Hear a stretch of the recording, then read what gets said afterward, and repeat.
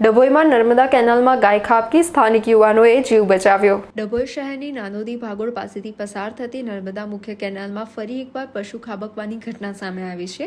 આજે એક ગાય અચાનક કેનાલમાં ઊંડા પાણીમાં ખાબકી હતી। ઘટનાની જાણ આસપાસના સ્થાનિક યુવાનોને થતા તેઓ તાત્કાલિક ઘટનાસ્થળે દોડી આવ્યા હતા।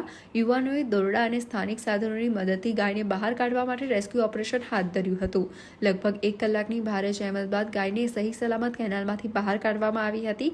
સ્થાનિકો જણાવ્યા મુજબ છેલ્લા એક જ અઠવાડિયામાં આ કેનાલમાં પશુ ખાબકવાની આ બીજી ઘટના છે।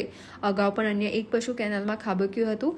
કેનાલની આસપાસ અનેક સ્થળોએ પ્રોટેક્શન રેલિંગ તૂટેલી છે, જ્યારે કેટલાક સ્થળોએ રેલિંગ કે ફેન્સિંગની વ્યવસ્થા જ કરવામાં આવી નથી, જેના કારણે પશુઓ ઉપરાંત વાહન ચાલકો અને લોકો માટે પણ જોખમ ઊભું થયું છે।